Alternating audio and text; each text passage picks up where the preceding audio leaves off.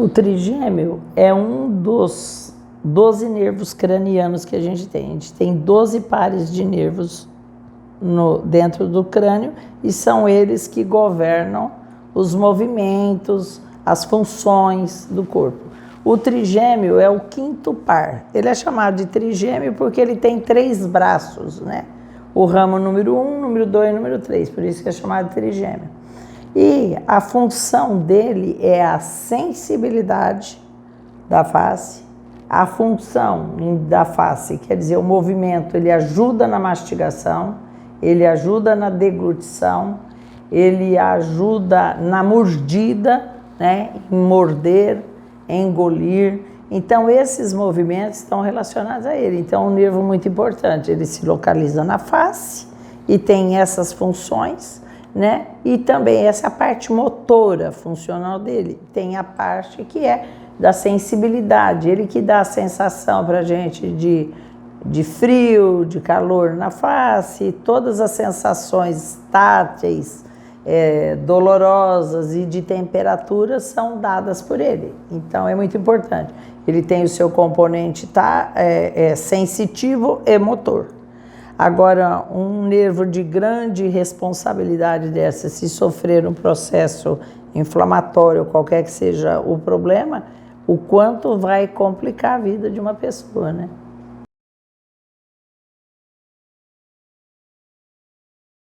A neuralgia é uma ação anormal do nervo. Ele começa a trabalhar de uma maneira irreal, quer dizer, o nervo começa a interpretar estímulos que não são dolorosos, tipo beber água, como uma coisa extremamente dolorosa. Então é uma dor que pode aparecer subitamente, lancinante, a pessoa fala assim, é a pior coisa que eu já senti na vida. Geralmente é mais incidente em mulheres, aparece numa faixa etária de 50 anos para cima. Quando aparece com menos de 50 anos ou pessoas muito jovens, tem que se pensar em outras doenças atrás disso, tipo esclerose múltipla. Uma pessoa de 20, 30 anos com neuralgia do trigêmeo, pode ter uma outra doença causando isso. Então, o trigêmeo ele começa doendo, geralmente é unilateral, uma dor em choque, pontada, ferroada, é uma dor assim incontrolável, que a sorte, né, que a gente fala assim, que dura segundos, porque se demorasse minutos a pessoa não suportaria. É uma coisa assim, como pôr o dedo numa tomada, que você leva um choque e passa, né? Mas isso acontece dezenas, centenas de vezes ao dia. Então a pessoa não pode beber água, vai escovar dente, ou vai engolir, ou vai beber. Se bebe, a água está fria, dói mais. Se o café está muito quente, dói também. Então a interpretação, o nervo começa a trabalhar de uma maneira errônea e geralmente tem uma causa, né? Geralmente tem a causa. Existe aquilo que a gente chama neuralgia essencial do trigêmeo. O que é essencial? Você procura pesquisa. Ele é diabético? Não. Ele tem sífilis? Não. Ele tem HIV? Não. Ele tem outra doença tipo hanseníase? Não. Fez quimioterapia? Porque existem agentes que desencadeiam dores neuropáticas, pode desencadear no trigêmeo também, por ação de radioterapia, quimioterapia. Às vezes a pessoa tem um tumor de cabeça e pescoço, ela vai fazer uma rádio, acaba queimando o trigêmeo. E essa lesão, essa queimadura, ela, com o passar do tempo, daí 3, 6 meses até 1 ano, começa a ser interpretada como um agente não bem-vindo, né? Essa queimadura, essa lesão provocada pela radioterapia. Aí começa a doer por causa de uma radioterapia ou por causa de uma quimioterapia. Existem vários quimioterápicos, como para mama, para intestino, que desencadeiam dores neuropáticas, não só no trigêmeo, como no corpo todo. Mas, vamos dizer assim, é um ônus que se paga para para você conquistar a sua vida, porque você se livra do tumor, do câncer, fica essa sequela, mas também tem como se livrar dela, né? Tem como tratá-la.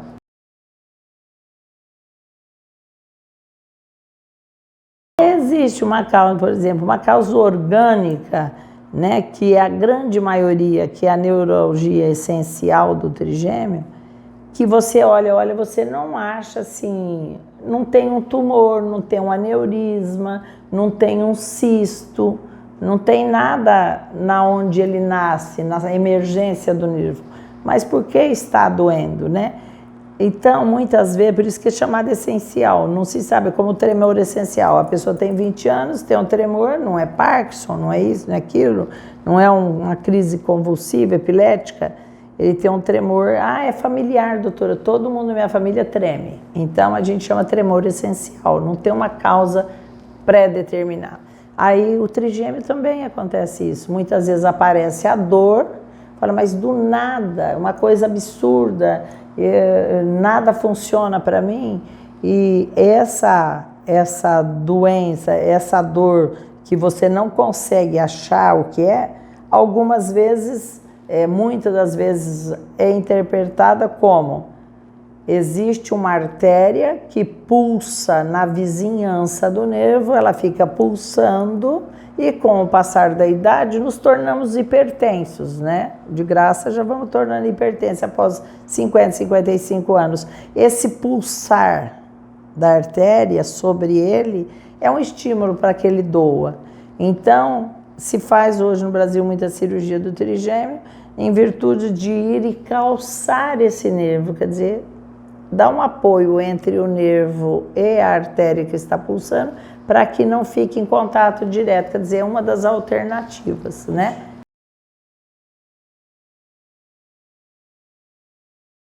Olha, o diagnóstico não é fácil, porque existem muitas dores faciais que se assemelham, têm as características. Então, a pessoa tem um problema no dente, né, de canal, tem uma sinusite grave, é diabético, então ele tem várias outras doenças que podem dar a dor no rosto, a dor facial. Aí fica na dificuldade, como é o trigêmeo mesmo, a diferença marcante que o médico profissional tem sempre que tomar conta, a história que o paciente conta, ela é 70% do diagnóstico. Ela vai contar. Olha, eu estava bem, de repente eu senti uma fisgada, uma pontada na minha face, assim, chegou a repuxar, que foi uma coisa assim que eu não aguentei, eu gritei, aí todo mundo assustou. Tá. A partir de então, ela vem vindo com frequência cada vez mais e nenhum analgésico tem me ajudado. Então, o que acontece é, o trigêmeo, ele pode aparecer dessa maneira subitamente, é uma dor insuportável e que a diferença entre outras dores do rosto, tipo a dor do dente, ou uma sinusite, ou uma dor facial atípica, ou um problema de ATM, tem muita gente que usa aquela plaquinha para dormir, tem problema, é que elas não são tão intensas e nem tão rápidas, elas são dores intermitentes, ela vem assim, pá, é como enfiar o dedo na tomada e tirar imediatamente, é que nem um choque de um laser. Ele bateu e voltou. Agora, quando é uma dor de dente, o paciente já conta, eu fico meia hora, eu fico 20 minutos, aí ela passa, depois ela volta. O trigêmeo não, são segundos, milésimos de segundo, porque é uma coisa que você mesmo falou, é chamada doença do suicídio, porque quando o paciente trata, vai em vários médicos, vários especialistas, e não consegue um alívio, ele entra em depressão pela dor, né? O tratamento é caro, porque a medicação é cara, e acaba que, não vendo saída, ele fala, é preferível morrer do que ter isso, porque realmente é uma dor bem, assim, enlouquecedora, né, como diz o paciente.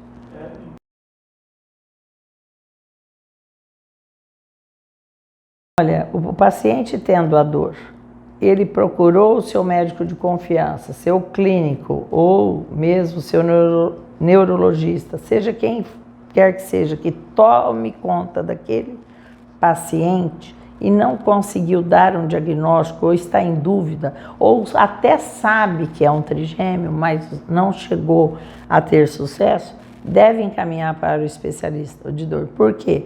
Nós temos os medicamentos de primeira linha, nós vamos entrar com antidepressivos, que o mais usado que dá melhor resultado é a mitriptilina, e vamos entrar com o Tegretol, que são remédios que estão disponíveis na rede pública, né? Agora, a dose vai de 200 a 600 miligramas e é uma dosagem que às vezes o paciente não tolera tomar. Eu tenho paciente que toma 8, eu estou falando de 3 ou 4 nessa dose. Tem gente que toma numa boa, mas tem quem tome 8 comprimidos.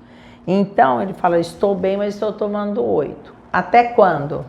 Então a gente tem que falar assim, talvez o resto da vida, né? Desde que controle a dor, te deixa trabalhar, você consegue ter uma vida normal com o remédio? Consigo. Agora, não é assim para a maioria dos pacientes. Eles ficam com sonolência, não podem dirigir, tem efeitos colaterais, o ganho de peso, é problema de libido, é problema de impotência, chega a ficar até com esse fator assim, dependendo do antidepressivo, da dosagem. Então, é uma situação muito difícil, porque feito o diagnóstico, graças a Deus, a grande maioria responde. A grande maioria responde a essas coisas simples e que estão disponíveis. Aí a segunda linha já entra para usar os opioides. Aí vai usar medicações mesmo para dor mais fortes, mas não se exclui os gabapentinoides, que é as gabapentinas, as pré-gabalinas, a carbamazepina. Não exclui essas da primeira linha. Entra com outros associados, né? Vamos dar um remédio mais forte, não chega a ser uma morfina, mas é um opioide, né? Fraco, né? Então, ajuda e muito, né? Então, essas opções clínicas são as mais usadas e costumam, né? Então, eu sou médica, eu sou cirurgiã de dor. Quantas cirurgias de trigêmeo eu fiz para resolver o problema do paciente? Poucas, né? Porque a medicação, a indústria farmacêutica tem desenvolvido medicamentos potentes e que vem dando campo para que você trate com medicamento que não precisa da cirurgia. Existem várias cirurgias indicadas para isso. Existem as mais agressivas, que é abrir o crânio, abrir atrás da orelha, fazer um pequeno corte de 1,5 centímetro e ir lá e separar o nervo da artéria. Muitas das vezes dá certo, mas precisa ser um cirurgião extremamente, vamos dizer assim, experiente, porque senão a pessoa pode sair com paralisia e ainda ficar com a dor, né? Sai com a boca com dificuldade para mastigar, sem a sensibilidade. Existe outra cirurgia que é tipo uma sedação, que você vai destruir o nervo. Então você vai pegar e vai fazer uma neurólise, vai matar o nervo, você vai localizar. Como são 3, o número 1, o número 2 e o número 3, que é o oftálmico, o mandibular e o maxilar, então você fica assim, qual deles eu vou lesar? Qual eu estou no ramo certo? Aí você faz com o paciente acordado.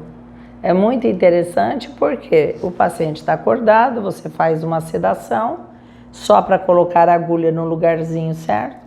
Aí ele acorda 10 minutos depois e você, por um computador, você dá um estímulo e ele vai fazer o movimento. Não, doutora, não é aí. Tá pegando no olho. O choque tá pegando no olho. Eu tenho choque no bigode. Eles mostram bem, é no bigode. É na asa do nariz. Não, não é aí, é no queixo.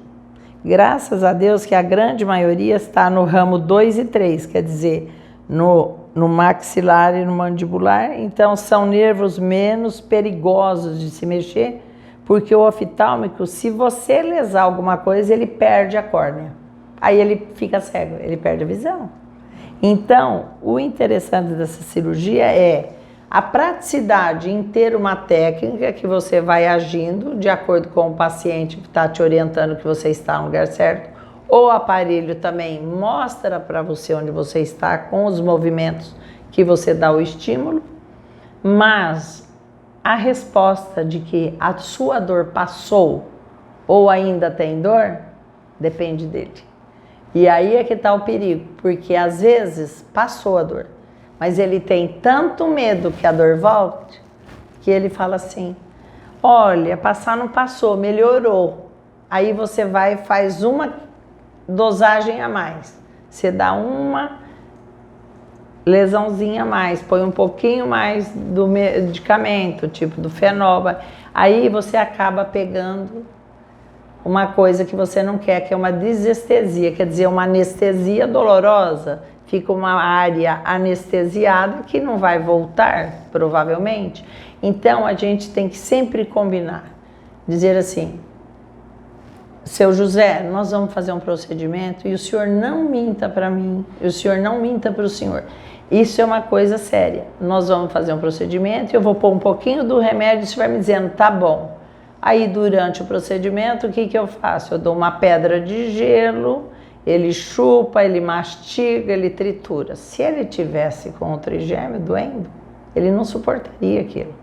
Então, ele fala, olha que beleza, eu posso até tomar um sorvete agora. Então, você sabe que passou, você não precisa ir em frente. Mas se ele falar que ainda está doendo e você fizer mais um pouquinho e já passou, você excedeu aquele limite de satisfação do procedimento. Então eu falo, é preferível voltar aqui amanhã e a gente retocar do que a gente não precisar voltar aqui nunca mais no centro cirúrgico e o senhor ir no meu consultório todo mês, né, para dizer que está anestesiado. Então esse combinado é muito interessante, porque a gente vai combinar que a gente vai pôr o remédio, que se não for tão bom como deveria, amanhã a gente volta e retoca, ou a semana que vem, ou amanhã mesmo, eu nem dou alta para o paciente. Então, quer dizer, existe a técnica aberta, que você vai fazer um furinho atrás da orelha e vai separar o nervo da artéria. Essa que você pode injetar o álcool, o fenol, que é um processo de lise, de neurólise, você vai matar parte do nervo.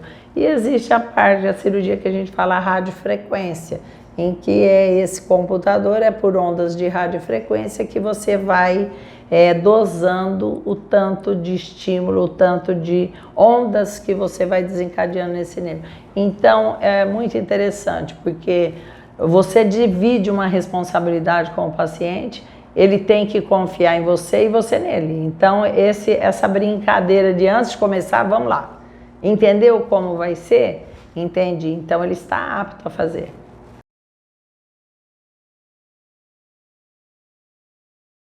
Hoje em dia, em termos de cura, a gente não tem cura para diabetes, não tem cura para hipertensão, não tem cura para HIV, mas nós temos um controle de uma vida normal. E você fica dependendo de alguma dose de remédio, por exemplo. Você pode fazer a cirurgia e estar tomando 6, 7 comprimidos de carbamazepina, que é o Tegretol, e depois, após a cirurgia, tomar apenas um à noite.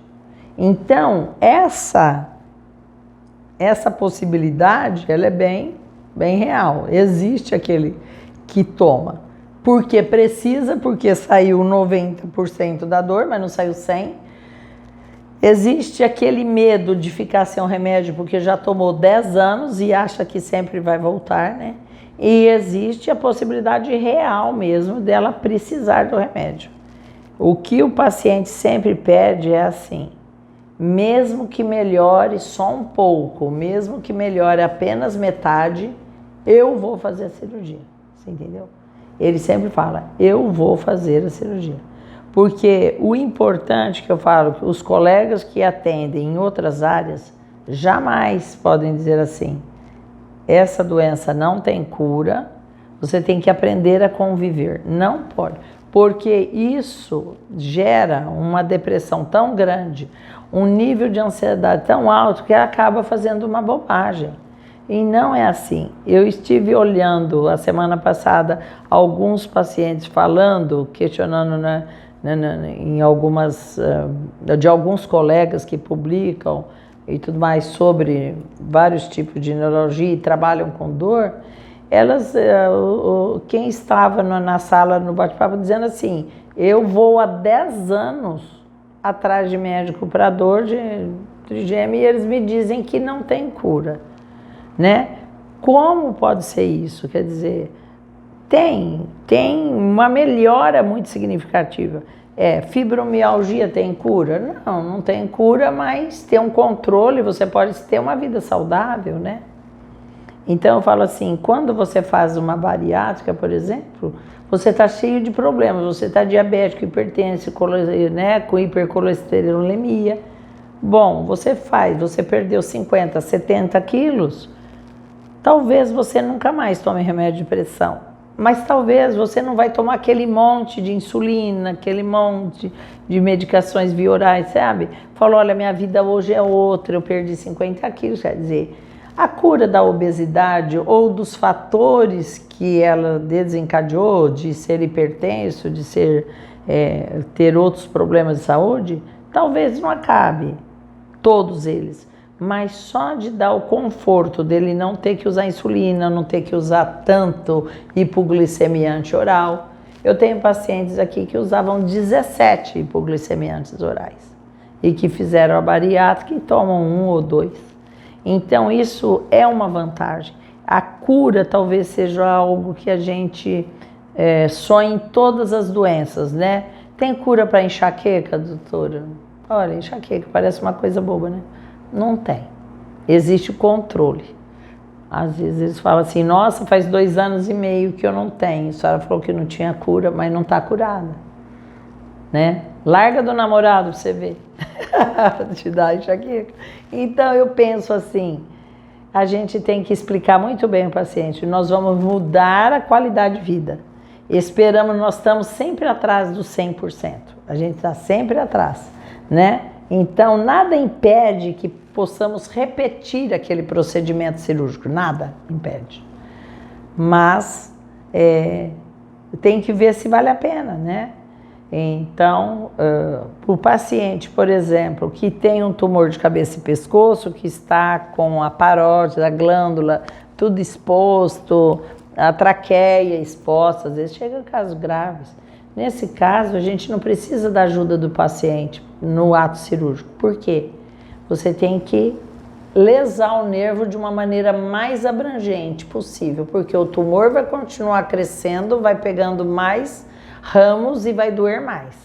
Então, para ele, entre a dor de um tumor que está tudo exposto, você vê os dentes, a língua, tudo do lado externo, é uma coisa insuportável. Ele não consegue nem fazer higiene naquela lesão. E quando você lesa o nervo, ficou anestesiado? Ficou. Mas eles falam assim, graças a Deus eu posso lavar meu rosto, eu posso fazer meu curativo, né? Que antes eu tinha que ir para o centro cirúrgico para fazer isso. Então, é um ganho, né?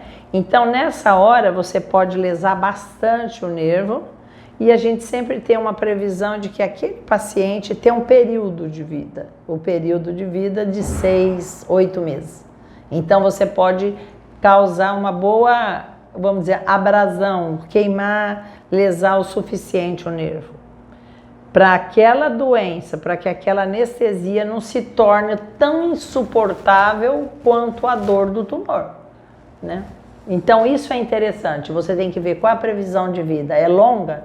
Então não vamos fazer bobagem, vamos tirar um pouco hoje, daqui 5 meses mais um pouco e assim por diante.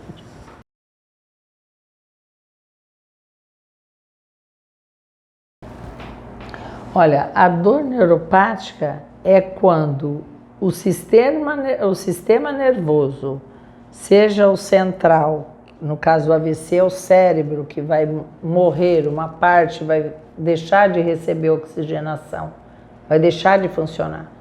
ou seja, uma dor periférica, o nervo foi lesado, aconteceu alguma coisa nesse sentido, essa neuropatia, ela pode aparecer no AVC, mas ela é rara, felizmente ela é rara. Eu tenho casos de pacientes que tiveram AVC, ficaram hemiplégicos, quer dizer, o lado esquerdo todinho ficou paralisado, e 6, 7 meses após, ele começou a desenvolver dor em queimação, na face, no ombro, no braço, na perna, no glúteo.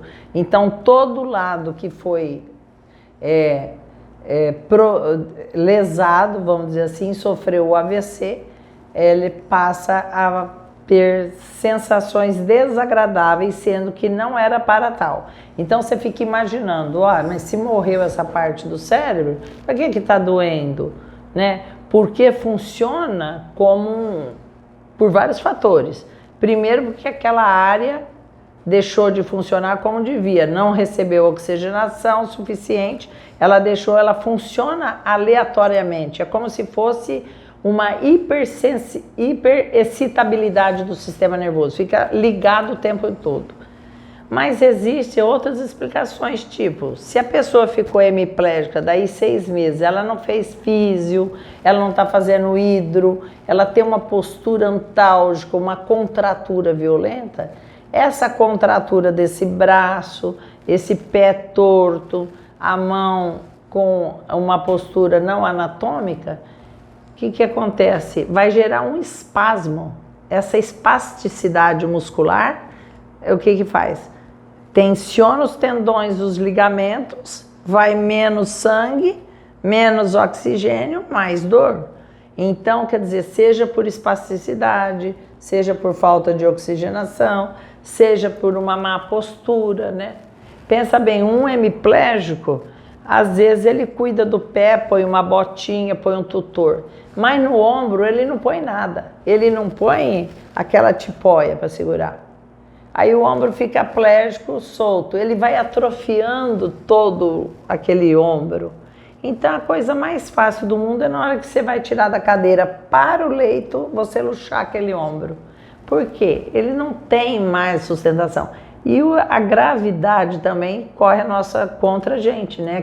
A gravidade faz com que toda essa musculatura vai despencando, vai caindo, vai atrofiando e faz com que haja luxação, subluxação do ombro, que é uma dor muito, avassaladora também, né?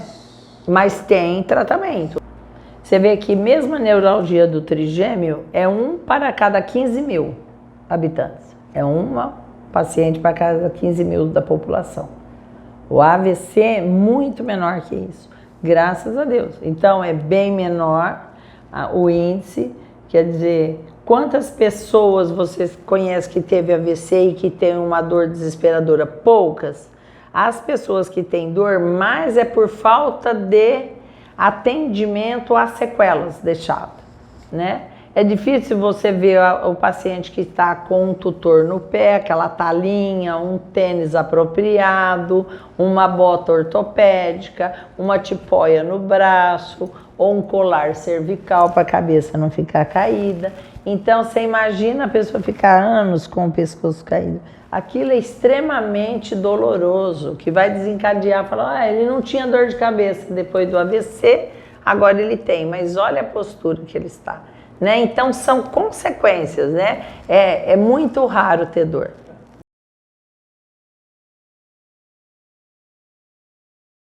O medicamento sempre vai estar presente, seja um miorrelaxante, seja um baclofeno, uma medicação que vai proporcionar alguma recuperação, vai tomar as vitaminas do complexo B. Então, tudo isso vai ajudar o paciente, vai usar a fisioterapia hidro para que não haja tanta atrofia. Então, o AVC, principalmente, o AVC em si, ele não causa dor, né?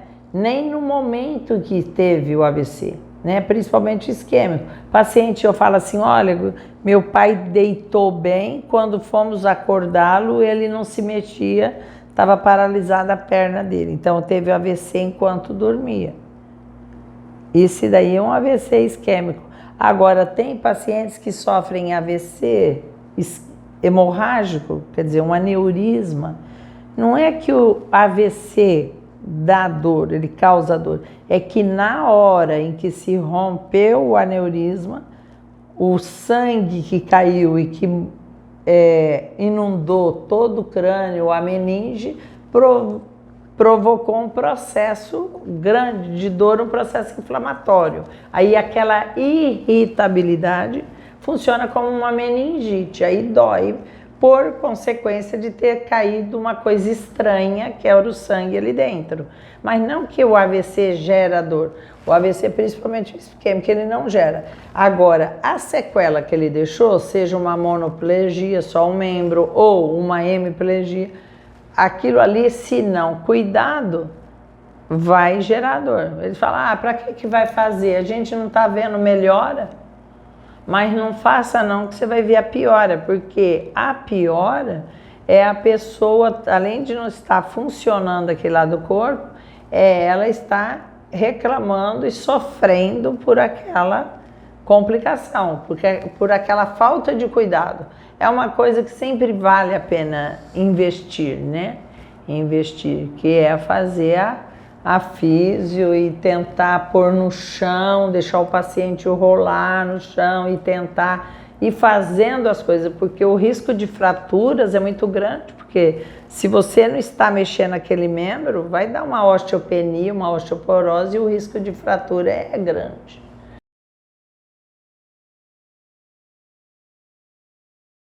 A neuralgia do trigêmeo, a doença do suicídio, eu não colocaria como a neuralgia do trigêmeo, eu colocaria a neuralgia pós-herpética. É a doença do suicídio, porque é uma doença tão grave que há 2 meses atrás, uma senhora que veio aqui com 83 anos, o filho chegou na cozinha, ela estava com uma faca amputando o braço esquerdo. Então, quando ela fez o movimento de amputar, ela cortou. O filho teve ideia do que a intensidade que era. Ela falou, eu quero tirar isso aqui. Eu não consigo mais. E sabe quantos dias ela estava com dor? Há 15 dias. Imagina uma pessoa que chega aqui há 16 anos com dor. É impossível mensurar.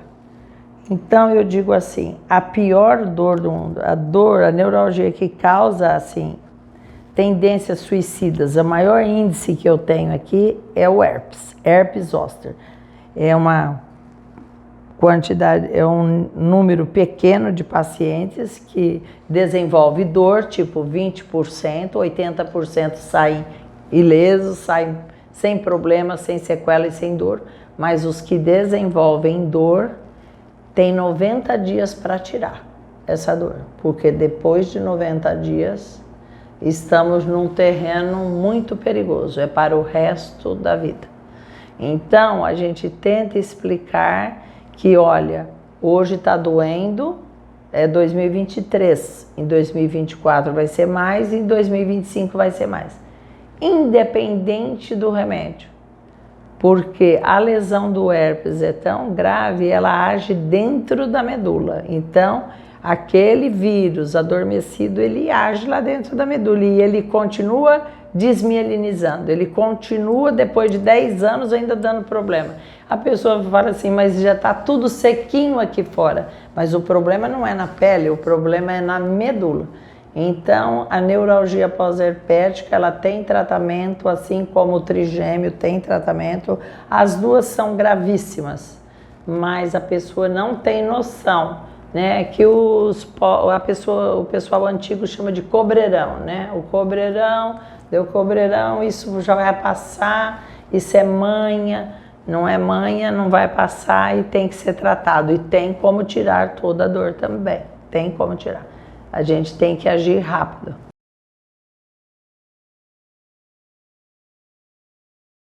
Eu acho que ninguém precisa viver com dor. Sempre vai haver uma maneira de, se não tirarmos 100%, darmos uma dignidade para que a pessoa não fique pensando apenas em morrer, mas em viver, apesar de ter tido herpes, apesar de ter tido câncer, apesar de ter fibromialgia. Então ela tem essa vontade de viver porque a doença não o bloqueou para a vida, né? A doença fez ele mudar de vida, mas não deixar de viver.